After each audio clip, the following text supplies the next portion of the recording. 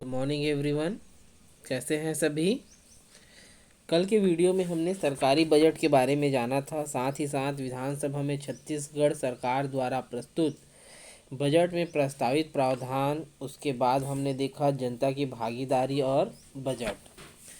आज हम उसी बजट जिनके माध्यम से वो बजट तैयार किया जाता है, कर, उसके बारे में हम लोग पढ़ेंगे। ठीक है बच्चों। कर सरकार के राजस्व का सबसे बड़ा स्रोत कर होता है। ठीक है, जिसे क्या कहते हैं हम लोग सामान्य तौर पर टैक्स। सरकार कई तरह के कर से आय संग्रहित करती है। आपने इनमें से कुछ करों जैसे मूल्य संवर्धित कर, वैट, सेवा कर, उत्पाद शुल्क, आयकर संपत्ति कर, सीमा शुल्क आदि के बारे में सुना होगा। इन करों को मोटे तौर पर दो श्रेणियों में बांटा जाता है। पहला है प्रत्यक्ष कर और दूसरा है अप्रत्यक्ष या परोक्ष कर। ठीक है, आपने करों के बारे में सुना है। सरकार जो कर इकट्ठा करती है उसे ही क्या कहते हैं, राजस्व कहते हैं। ठीक है ना। ये एक्चुअल में जो यहाँ पे आपको दिख रहा है, ये जो है टैक्स लिखा हुआ है, ये हिंदी में होने की वजह से। और जो है ये बच्चों, ये है वैट। क्या लिखा हुआ है, वैट। बुक में देखेंगे तो आपको समझ में आ जाएगा। ठीक है। तो सरकार कई तरह से आय संग्रहित करती है या जमा करती है, जिनमें मूल्य संवर्धित कर, वैट कहते हैं जिसको, वैल्यू एडेड टैक्स। ठीक है, उत्पाद शुल्क की जो चीज़ें हम उत्पादित करते हैं, आयकर हमारी संपत्ति पर, हमारे जो धन है उस पर, और संपत्ति कर जो हमारी संपत्ति है, सीमा शुल्क की हम एक क्षेत्र से दूसरे क्षेत्र में या एक देश से दूसरे देश में जो सामान आयात या निर्यात करते हैं उसके लिए। टैक्स को दो श्रेणियों में बांटा गया है। पहला है प्रत्यक्ष कर और दूसरा है अप्रत्यक्ष कर। चलिए प्रत्यक्ष कर देखते हैं हम लोग। प्रत्यक्ष कर वस्तुओं और सेवाओं पर लगाया जाता है। ठीक है, अप्रत्यक्ष कर जो है वस्तुओं और सेवाओं पर लगाया जाता है। आपने किसी वस्तु के पैकेट पर अधिकतम खुदरा मूल्य के साथ यह लिखा जरूर पढ़ा होगा, कर सहित। सही बात है, अगर आपने नहीं ध्यान दिया है तो ज़रूर ध्यान देंगे कि उसमें इंग्लिश में लिखा रहता है इंक्लूसिव ऑफ ऑल टैक्स, सभी करों सहित। उसका जो मूल्य होता है ना, एमआरपी, उस पर ये लिखा रहता है। तो अप्रत्यक्ष कर वस्तुओं और सेवाओं पर लगाया जाता है। आपने किसी वस्तु के पैकेट पर अधिकतम खुदरा मूल्य के साथ यह लिखा जरूर पढ़ा होगा। इसका सीधा अर्थ है कि कीमत में कर शामिल है। इसी तरह कई प्रकार की सेवाओं जैसे टेलीफोन या मोबाइल के बिलों में कर शामिल रहता है। आइए हम कुछ महत्वपूर्ण करों को उदाहरणों के माध्यम से समझते हैं। ठीक है। उत्पाद शुल्क, यह कारखाना में उत्पादित या निर्मित होने वाली वस्तुओं पर लगाया जाता है। ठीक है, कि भाई जो फैक्ट्री है उसमें जो भी सामान बनता है उसके ऊपर। निर्मित वस्तुओं के कारखाने के गेट से बाहर होने से पहले उस पर उत्पाद शुल्क लगाया जाता है। ठीक है, कोई भी कंपनी है, कारखाना है, उसमें कोई वस्तु बन रही है, वस्तु के बनने के बाद जब वो कंपनी से बाहर निकलता है बिकने के लिए, उसके पहले ही जो है उसमें उत्पाद शुल्क लगा दिया जाता है। कारखाने का मालिक या प्रबंधक उत्पादन की मात्रा के अनुसार सरकार को यह शुल्क देता है। उत्पाद शुल्क जैसे उत्पाद शुल्क वैसे तो कारखाना से वसूल किया जाता है। ठीक है ना।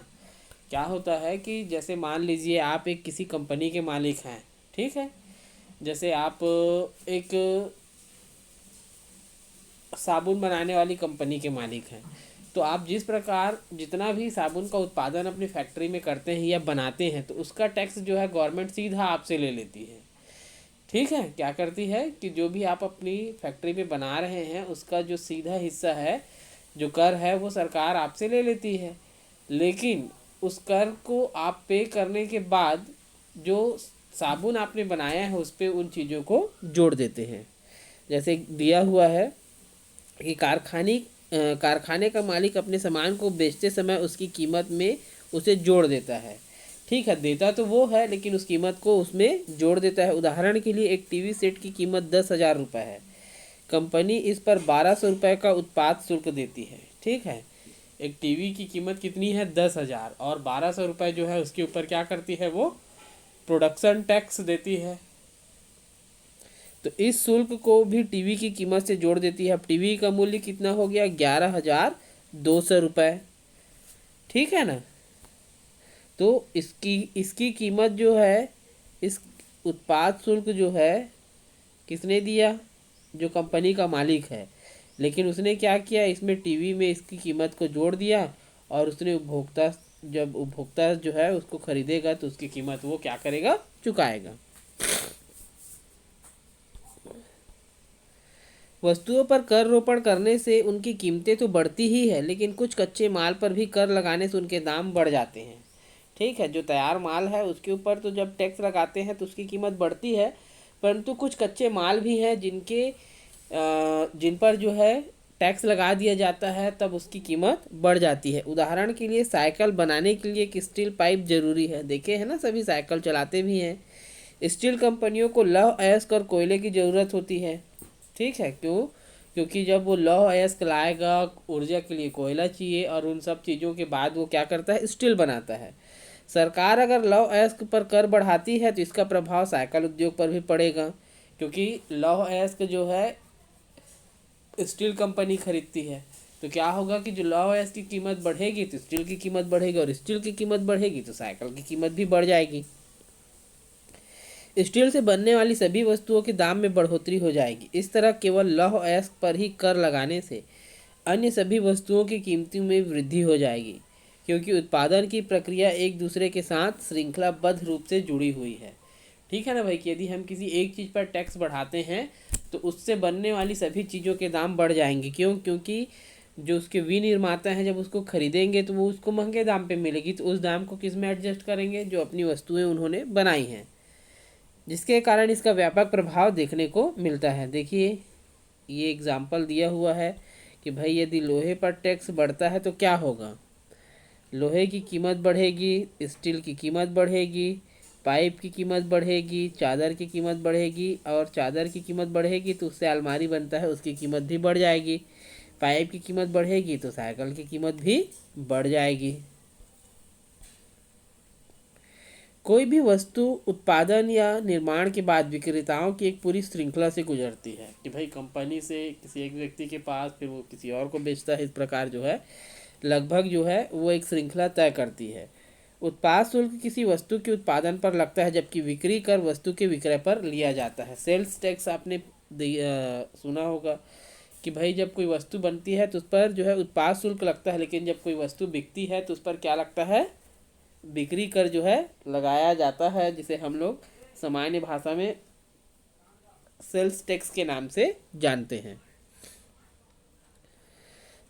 आप अगली बार जब भी कोई वस्तु खरीदे तो उसका पूरा बिल लीजिए। उस बिल में वस्तु की कीमत के साथ मूल्य संवर्धित कर भी जुड़ा हुआ दिखाई देगा। ठीक है, आपको बिल में लिखा बिक्री कर सूचित करता है कि इस कर को वस्तु बेचने वाला सरकार को देता है। ठीक है, जब आप कोई बिल लेते हैं तो जो है उसमें पूरी जानकारी लिखी होती है कि कितना टैक्स जो है उसमें कटा हुआ है, और वो उस पैसे को जो है सरकार को देता है। अब वैट को जो है हटा करके जो है जीएसटी लागू कर दिया गया है। ठीक है, गुड सर्विस टैक्स। उत्पाद शुल्क की तरह ही बिक्री कर का भार भी उपभोक्ताओं के ऊपर डाल दिया जाता है, जिससे उपभोक्ताओं को क्रय की गई वस्तु के लिए अधिक मूल्य चुकाना पड़ता है। ठीक है, उत्पाद शुल्क का बोझ तो भाई हम लोग सहते ही हैं, बिक्री कर का भी जो टैक्स है वो हमारे ऊपर ही क्या किया जाता है, डाल दिया जाता है। आइए हम उस टीवी का उदाहरण लेते हैं जिसका उल्लेख हम पहले कर चुके हैं, कि भाई टीवी के बारे में हमने पढ़ा था ना कि टीवी का मूल्य 10,000 है, और क्या करते हैं उसके ऊपर 1,200 रुपये अतिरिक्त टैक्स लगता है, तो वो जो है किसके ऊपर डाल देते हैं, उपभोक्ता के ऊपर। लाभ और कर का भुगतान अलग अलग वस्तुओं और राज्यों के हिसाब से अलग अलग हो सकता है। ठीक है, लेकिन अब इसको क्या किया गया है कि एक देश एक राज्य के हिसाब से एक टैक्स रखा गया है। पहले क्या होता था कि किसी राज्य में किसी वस्तु पर टैक्स कुछ कम या ज़्यादा हो सकता था, लेकिन अब सभी राज्यों के लिए एक समान टैक्स की प्रक्रिया प्रारंभ की गई है। ध्यान देने वाली बात यह है कि वस्तु चाहे कोई भी हो, उसकी कीमत में कर जुड़ा रहता है। इसी तरह कई प्रकार की सेवाओं पर भी कर लग सकता है या लगता है। सेवा कर में कुछ सामान्य उदाहरण है, जैसे स्पीड पोस्ट, टेलीफोन, मोबाइल सेवा, रेस्टोरेंट्स, रेलगाड़ियों में वातानुकूलित डिब्बों में सफ़र आदि। इन पर भी जो है हमारे क्या लगे रहते हैं, टैक्स लगे रहते हैं।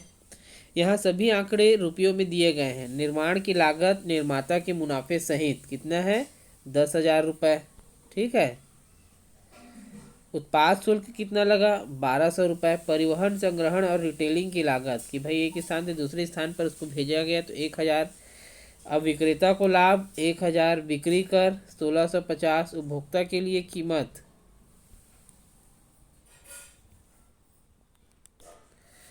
14,850, जबकि उसकी वास्तविक कीमत कितनी थी, 10,000।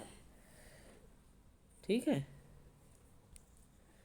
वस्तुओं पर लगने वाला एक अन्य महत्वपूर्ण कर सीमा शुल्क है, जो विदेशों से आयात होने वाली वस्तुओं पर लगाया जाता है। ठीक है ना। हम कोई भी जो चीज़ें हैं अगर फॉरेन कंट्री से खरीद कर लाते हैं तो उसके ऊपर भी क्या करते हैं, कर लगाते हैं या कर लगता है। उदाहरण के लिए कोई व्यक्ति विदेश से लौट रहा है और अपने साथ एक कैमरा खरीद कर ला रहा है तो हमारे देश के हवाई अड्डे पर उस कैमरे पर सीमा शुल्क चुकाना होगा। आपको जो है उस कैमरे के लिए जो है यहाँ पर टैक्स देना होगा। अनेक कारखानों को विदेशों से मशीनें या कच्चा माल आयात करने पर उन्हें भी सीमा शुल्क देना पड़ता है। तो बच्चों ये थे हमारे टैक्स, जिसमें प्रत्यक्ष कर, अप्रत्यक्ष कर और उत्पाद शुल्क के बारे में हमने पढ़ा। कल के वीडियो में हम जो है वैल्यू एडेड टैक्स, मूल्य संवर्धित कर के बारे में पढ़ेंगे। कोई भी डाउट होगा तो पूछेंगे। Thank you.